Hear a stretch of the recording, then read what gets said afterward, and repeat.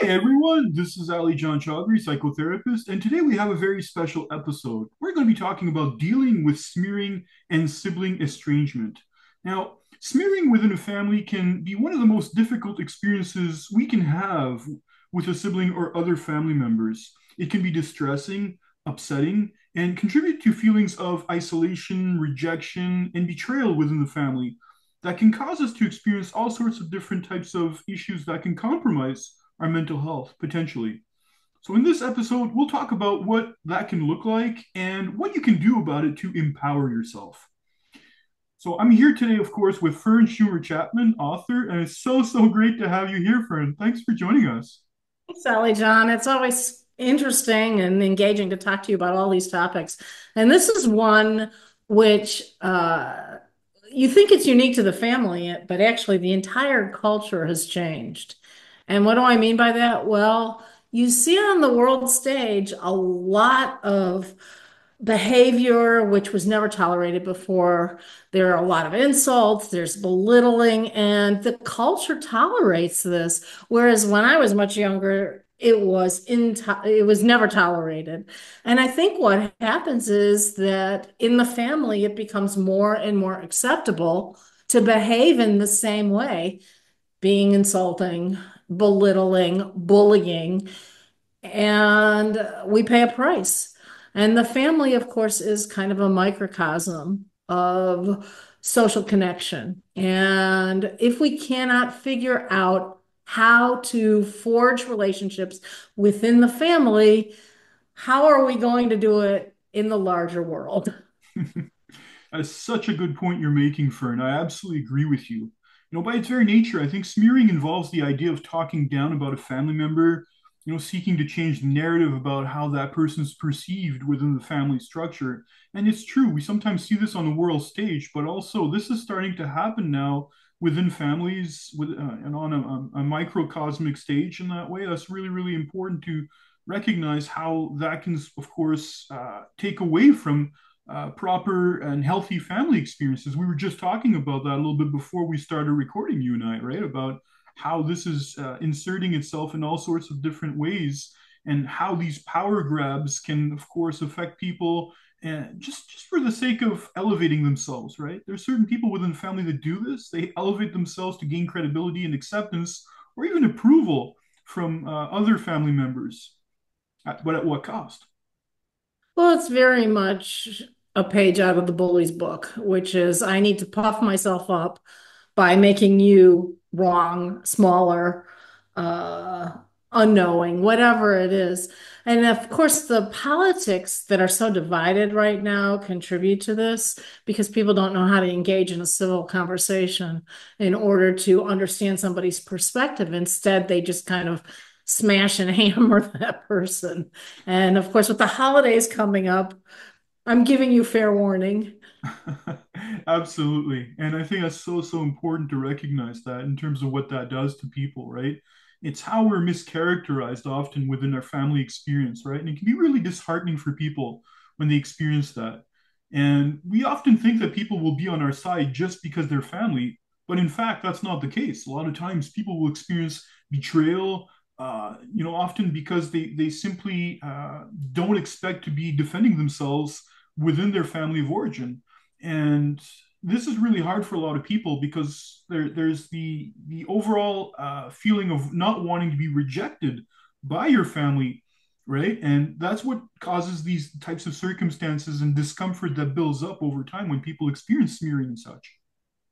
Yeah, and you see this particularly in these larger families where there are some cliques that form in the family, and then they target one person and scapegoat that one person or launch a smear campaign against that individual. And this is devastating for the individual. Sometimes, though, that those patterns and those dynamics were established by a parent in the family, and then the children are simply picking up the mantle and continuing the process or the pattern of abuse. Yeah. You can see this playing itself out, right? Where their playbook is given out there, and all of a sudden the children they're taking that on, right?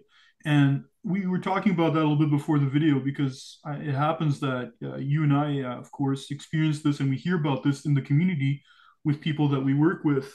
And it's important that we highlight this because this is like a real life occurrence for a lot of people. And this is the thing that happens is oftentimes we're put in positions where we have to correct misconceptions, right? And being mischaracterized by somebody really makes it hard because when you're having to correct yourself, then oftentimes you're having to somehow try to fix things with people that end up becoming flying monkeys, right? And Yeah. we talked about that in another episode where you somehow sometimes have to deal with flying monkeys where they come up to you and they're actually taking on the narrative from the dysfunctional behaviors of our sibling, and then we're having to somehow justify ourselves and say no, that's not the case. So it makes it hard when we have people coming up to us that even buy into this false narrative. Sometimes it leaves us really surprised. Yeah, those flying monkeys can appear in a number of ways. They can appear at your holiday table, but they can also show up on a family thread. Mhm. And so I always think of the family feeds, these family threads uh, on the phone. They're often like they serve as kind of the old childhood home roof. And some of the members of the family lapse back or regress into those patterns that they engaged in as children. And it can get really nasty, particularly when you're on a device and you're not looking somebody in the eye. That's very, very true, right? There's a lot of that going on, especially online with social media and such, and there's the whole Yeah. idea of bittersweet conversations. You're going into it with good intentions, you're wanting to somehow gain some sort of family approval or family connection, and all of a sudden you're seeing that it's being used for the exact opposite reason, right? And that's the thing that happens with some people, especially. And I find that a lot of times what happens is that uh, people within family structures, they don't necessarily want to experience the fallout from that particular smearing sibling, right? That person that's looking for a power grab or looking to gain power or approval or somehow doing these types of dysfunctional behaviors. So usually what happens is that we're often the ones that are the most stable people in our family, especially, and the people that don't want to get involved with smearing, they tend to sometimes take the side of people that do the smearing because they don't want to be smeared themselves, right? Right. Right. So it's a dodge. It's a good way to not get hit with that dart. Yeah. But there's another tendency, Ollie John, which I think is really interesting, and that is that when you are the victim of a smear campaign or scapegoating, there is an impulse to people please. And Mhm. the reason is that you don't want to be in that hot spot. And so maybe if you people please, you'll get out of this thing. But people pleasing is not a road to a successful relationship. And people often get confused by what is people pleasing versus what is kindness.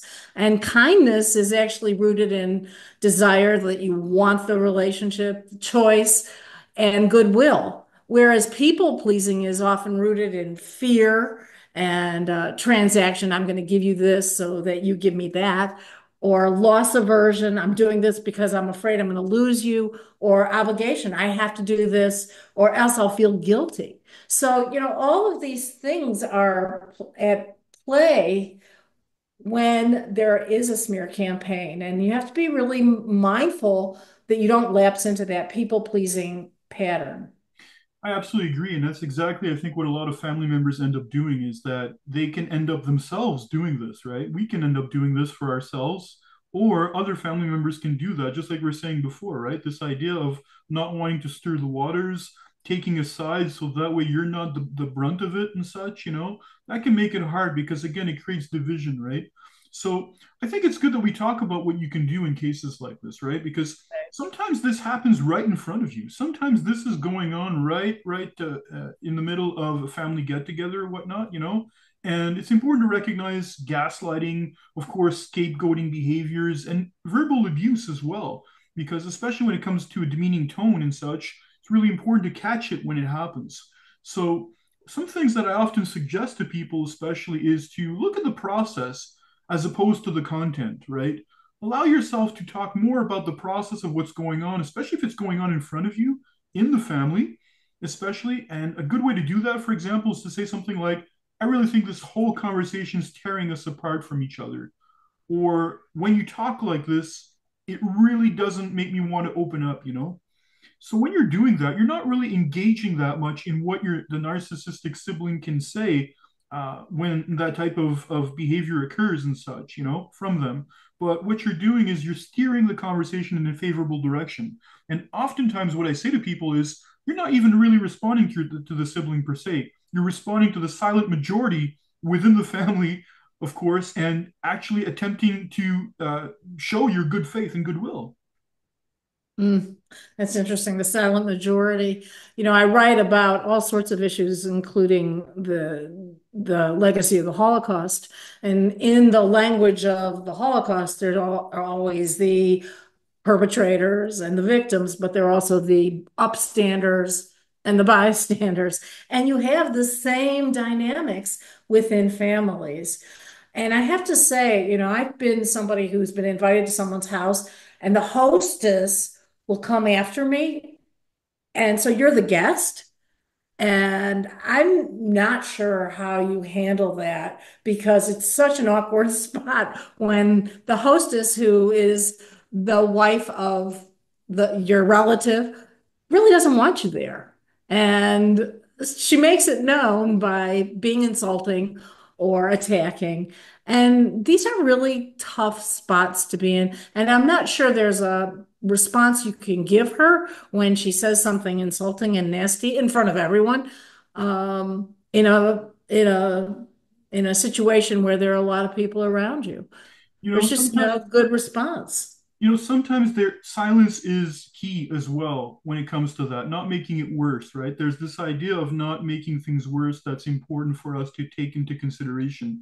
And I think in some social settings, it's really important to validate our emotional and mental safety as well. And there's, of course, nothing wrong with walking away from a toxic situation or taking space. But often, what I recommend also is to, in a social setting, to be pleasant or to be useful. I think that's really, really important. When you're not sure what to do in a social situation where there's awkwardness presented and such, that's a good way of working with a particular event, is to be useful or to be pleasant, right? Yeah, it may not stop the insults, but at least you have something to do with yourself. You have something to do with yourself. And again, if it goes from bad to worse, we often talk about the importance of an exit strategy, right? Right. And that's okay to take space sometimes and to leave if need be. The bathroom is often a good place to get a bit of a breather in some ways. I often suggest that to people. You don't have to justify yourself when you have to go, right? So that's a really good way of even just taking space and establishing boundaries, right? Because it's not necessarily a verbal boundary that can be the best response, but also there can also be physical boundary as a way to recompose yourself in situations like this, right? And I think when you do gain some perspective, in other words, after you leave and you start to reflect on what happened, you have to really understand what you can and cannot control. Yeah. So one of my favorite graphics, which you often see on the internet, are these circles of what can you control and what you can't control. And what's in the center is what you can control. And that includes how much access I give them to my life, whether or not I forgive them, how I communicate my boundaries, how much effort I put into the relationship, and how I choose to live my life. And everything else is out of your control. And that's Mhm. a very tough nut to swallow, or a very tough thing to accept, but that's the way it is. You can only control yourself and your response. You're absolutely right. And I think that it's good to rehearse this, especially before going to an event or a family gathering and such. Like these are things that we need to think about so they almost become second nature. So Mhm. oftentimes steering conversations in another direction is helpful. And what that does, of course, is that can be an opportunity to talk about other people's interests. And when we start to do that, for example, then that can usually spark an enthusiastic conversation on other family members' parts and such. So that can also be a good way to control and steer it in such a way that it can become healthier, right? And I think, like you said, you're not in control. Well, you are, I'm sorry, you are in control of your thoughts, speech, and actions, right? You're in control of what you do with you. So I think that not giving your smearing siblings what they want, and not responding in an anger type of way is actually going to be helpful, because usually what they do is they use this against you if and when you do respond in an angry type of way. Right. Everything becomes fodder to them. Yeah, Everything is, you can say that the sky is blue and it's fodder for how, no, that's not true and you don't know anything. yeah. Um, the other thing I think is important to acknowledge at this point is why people do these things. And a lot of times, underlying these nasty statements are projections and insecurities of their own. And so they're basically taking what their fragile ego can't handle and spitting it on you. And it Mhm. works for them, but it's pretty nasty to be on the receiving end of that. You're absolutely right about that. And I think it's really, really important to be mindful of that, because oftentimes when we're receiving that, it's really, really hard. And I remember one thing that one of my former bosses had said to me in a previous job was, there was this one time where there was actually somebody that had called him and was actually being berating and such. And this was a lawyer actually that was working in the interest of his client, but he was very, very disagreeable, very, very confronting, and very, very much accusatory in his tone and such.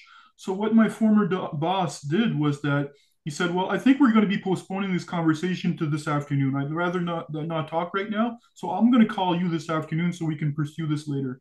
And that's a great example of something that you can do sometimes if you feel that some conversations are going in an awkward type of way. You are free to steer it in a different direction, right? Whether people are smearing in front of you or not. Like, this is something you can also do if you feel that conversations are starting to become awkward or turning awry and such. Right. You can always terminate the conversation at this moment and not give a reaction and then see how you feel later and see hopefully it's not as burning hot later as it was earlier in the day. When you were talking about that though, I was remembering the famous New Yorker cartoon where the husband comes home from a bad day at work and yells at his wife and the wife yells at the kid and the kid then kicks the dog. It's this pattern that people keep treating each other the way they've been treated through in the during the day or in certain settings. Yeah, yeah. I think that's important, of course, to recognize that, how that can, of course, snowball into bigger things if we're not careful, right? And something else also is that when this isn't happening necessarily in front of you, recognizing that your self-worth isn't determined by what other people think of you. Most of us in our community tend to rebuild our identities outside of people who think less than us, by connecting with more understanding people, especially. So there's work involved when it comes to that, right? And not depending so much on your family's perception of you in terms of how that affects you, right? Right. I always tell my clients it's an inside job. You got to get it from inside here. And if you look to others, you're going to be disappointed. You're not going to get what you need. Yeah. And of course, seeing yourself in terms of your accomplishments, right? And the values that you live by giving importance to the perceptions of yourself, you're allowing yourself to strengthen your own personal narrative, right? And you're actually helping to weaken the negative effects of your siblings' false narrative on you when you're doing that, when you're empowering yourself, right? Right. So, super, super important. And of course, continuing to engage in self care for your own peace of mind. Staying constantly in fight mode can tire us out and affect our central nervous system in such a way that it wears us down. So I think that's really, really important to recognize that, especially that connecting to self care and to a sense of wonderment also can steer you further away from the smearing narrative, because there's other things going on in your life.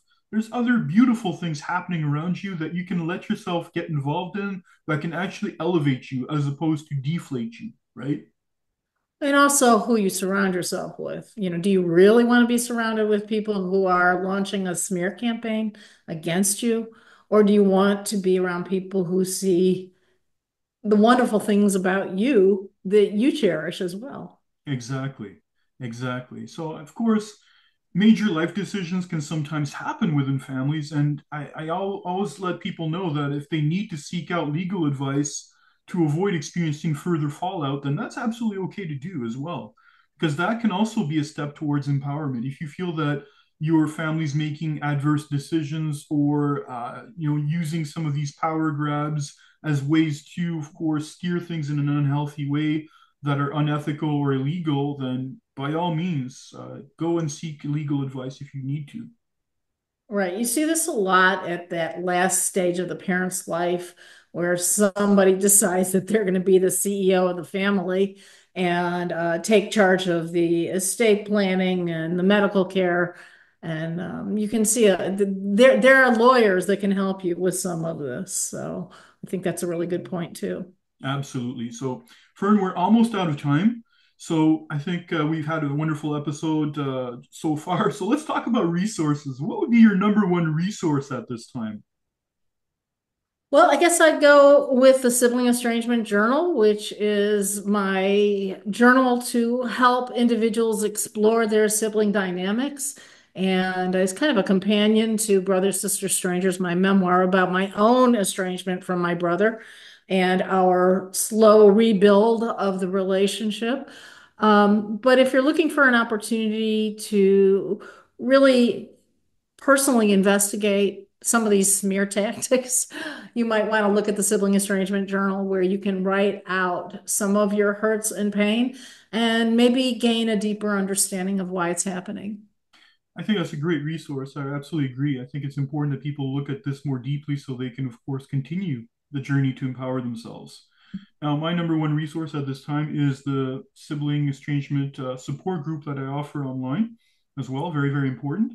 I also offer some therapy sessions for people that want to go one on one and go deeper when it comes to exploring their sibling estrangement issues. This is something that, of course, I specialize in as a psychotherapist, which I think is very important to be able to bring out as a resource because there's so few people talking about this and so few people that understand the dynamics at play when it comes to sibling estrangement. Yeah. And so much pain in that world, and yet so little discussion about it. Yes, absolutely. So, Fern, this has been a wonderful episode. Thank you so much for joining me. I very much look forward to our next episode. You and I have been talking perhaps about expanding on family threads and such for a later time. So, perhaps that could be one of our next upcoming episodes. It'll be great to talk about that. For sure. So, thank you so much, Fern, for doing this, and we'll see each other very soon. Great. Thanks again. Thanks. Take care.